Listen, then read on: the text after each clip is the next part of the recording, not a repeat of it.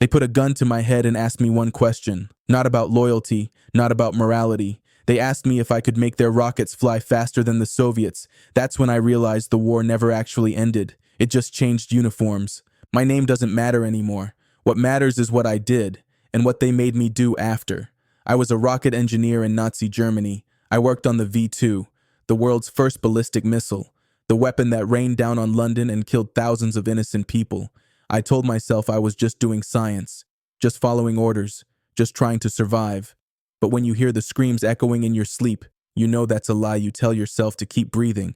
When the war ended in 1945, I thought my life was over. I thought they'd hang me like they hanged the others at Nuremberg. But something strange happened, something I didn't expect. The Americans didn't kill me. They didn't even put me on trial. They gave me a new identity, a plane ticket, and a job. They called it Operation Paperclip, and it turned me from a war criminal into a Cold War hero. This is my story, and it's darker than anything you've been told. Let me take you back to 1943. I was 26 years old. I had a degree in mechanical engineering from a university that no longer exists. Germany was losing the war, even if no one dared to say it out loud. The Allies were bombing our cities. The Eastern Front was collapsing. Hitler was desperate, and desperate men build desperate weapons.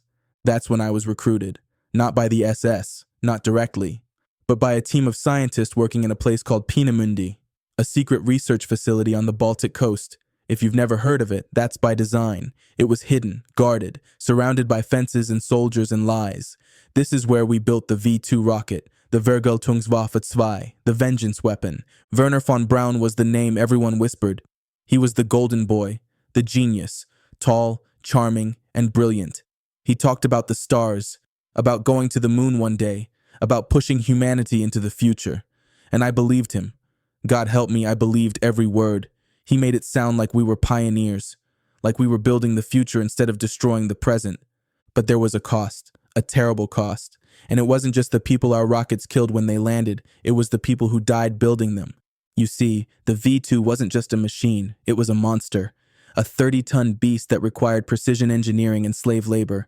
Thousands of prisoners were brought in from concentration camps, mostly from a place called Mittelbau-Dora. They were starved, beaten, worked to death in underground tunnels where the sun never reached. I saw them every day, hollow eyes, bones wrapped in skin. Some of them collapsed right in front of me while carrying parts, and we just stepped over them. We had deadlines to meet. I didn't pull the trigger, I didn't operate the gas chambers, but I turned the wrench, I checked the calculations, I made sure the fuel lines didn't leak, and every time a rocket launched, I told myself it was progress, that it was science, that I was just a small part of a much larger machine. But you know what? That's exactly what evil relies on. People like me. People who do their jobs and don't ask questions. By the winter of 1945, everything was falling apart. The Allies were closing in from the west, the Soviets from the east. Peenemünde was being evacuated. Von Braun gathered his top engineers and told us the plan. We were going to surrender, but not to the Russians, never to the Russians. We were going to find the Americans, because the Americans, he said, would understand what we were trying to do. They would see the value in our work. So we packed up documents. We hid blueprints in secret locations. We buried equipment in mines and forests. And then we ran. We moved south into Bavaria, pretending to be refugees. I remember the roads, crowded with people. Everyone was running. Everyone was desperate. The world was ending, and no one knew what came next. We were captured in May of 1945, not by frontline soldiers, but by intelligence officers. They knew who we were. They knew what we'd done, and they knew what we were worth. They separated us from the other prisoners, gave us food, real food, not the scraps we'd been surviving on. They gave us beds. They asked us questions, technical questions. They wanted to know how the V2 worked, how far it could go, how accurate it was, how fast we could build more. At first, I thought it was an interrogation, that they were gathering evidence for a trial. But then one of the officers, an American with a thick Boston accent, sat down across from me and said something I'll never forget. He said, "You're not a criminal. You're an asset, and we're going to make sure you're on the right side this time." That's when I realized what was happening. They weren't interested in justice. They were interested in rockets. The war with Germany was over, but a new war was beginning, a Cold War. And in this war, the weapon wasn't just bullets and bombs, it was technology. Whoever controlled the skies controlled the future, and the Americans weren't about to let the Soviets get there first.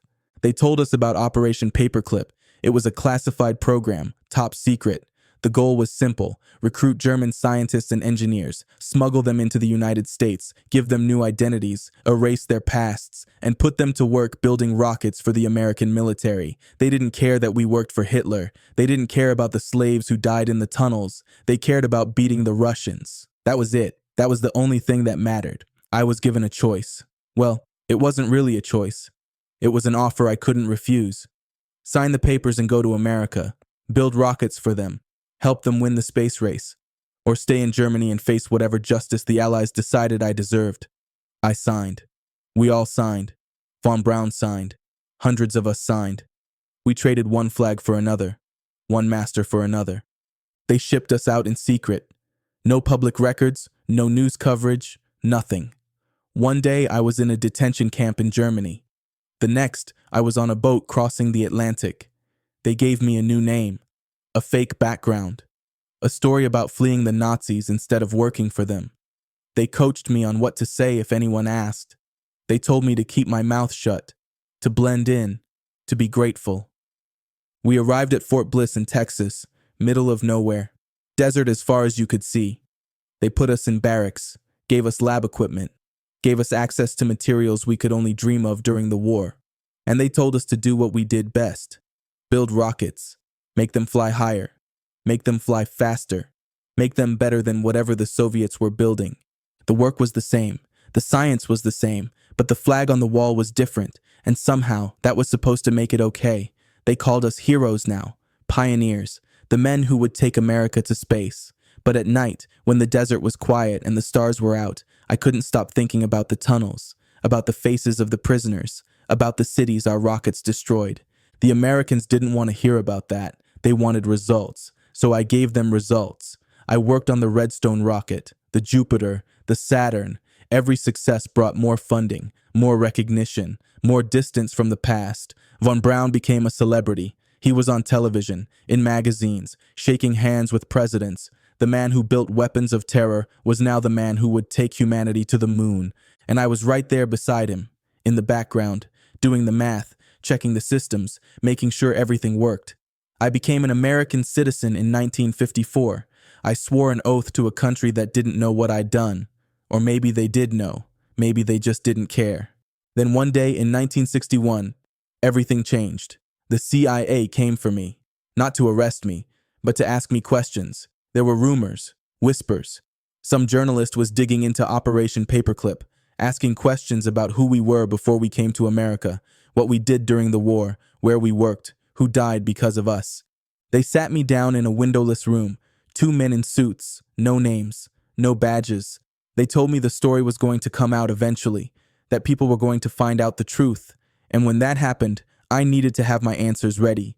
They didn't tell me to lie, but they told me what to emphasize: the science, the progress, the moon landing. They told me to talk about the future, not the past. But here's the thing. I was tired of pretending, tired of the nightmares, tired of seeing those hollow eyes every time I closed my own. So I asked them a question. I asked them if they knew about Mittelbau-Dora, about the prisoners, about the deaths. And you know what they said? They said, that was a different war. This is a different time. What matters now is what you can do for us. That was the moment I understood. I wasn't redeemed. I wasn't forgiven. I was useful. And as long as I stayed useful, my past didn't matter. The United States government protected me. They protected all of us. Because we were part of something bigger, something more important than justice. We were part of the Cold War, part of the space race, part of the machine. In 1969, Neil Armstrong stepped on the moon. I watched it on television like everyone else, and I felt proud. I felt like maybe, just maybe, all of it had been worth something, that all the pain and suffering and death had led to this one perfect moment, humanity reaching beyond itself, touching the stars. But then I remembered the cost. I remembered the tunnels. I remembered the slaves who built the rockets that made this possible. And I realized that history doesn't care about the bodies you step over to get to greatness. It only cares that you got there. I'm an old man now. The Cold War is over. The Soviet Union collapsed. The space race is a memory. Most of the men I worked with are dead. Von Braun died in 1977. A hero, a legend, a man who changed the world. And maybe he did, but he also helped destroy it first. I've spent the last decades of my life thinking about choices, about what it means to be complicit, about how easy it is to convince yourself that you're just doing your job, that you're just following orders, that you're not responsible for the bigger picture. But the truth is, there is no bigger picture without the small pieces, without people like me turning the wrench, checking the fuel line, running the numbers. Operation Paperclip brought over 1,600 German scientists to America. They worked on rockets, on jet engines, on chemical weapons, on medicine. The government buried their pasts, erased their crimes, gave them new lives, and in return, they helped America win the Cold War. They helped America reach the moon. They helped America become the most powerful nation on earth. But at what cost? How many lives were traded for that power? How many crimes were forgiven in the name of progress? And who gets to decide when the ends justify the means? I don't have answers. I just have my story. A story of a man who wanted to reach the stars and ended up covered in blood. A story of a government that decided some sins could be washed away if you were valuable enough. A story that most people don't want to hear because it complicates the heroes we want to believe in. The rockets I built killed thousands during the war. The rockets I built after the war took us to the moon. They're the same rockets, built by the same hands. The only difference is the story we tell about them. So when you look up at the stars and think about human achievement, remember this. Remember that progress has a price. And sometimes that price is paid in the shadows by people whose names you'll never know. People who died in tunnels so that others could walk on the moon. I helped Hitler's scientists build the V2. And then the CIA came for me. They didn't want justice. They wanted rockets. And I gave them what they wanted. Because in the end, I was just like everyone else. I wanted to survive. I wanted to matter. I wanted to be part of something bigger than myself. I got my wish, but I'll never know if it was worth it. Subscribe if you want more hidden Cold War stories the history books won't tell you. And tell me in the comments, if you were in my place, would you have taken the deal or faced the consequences?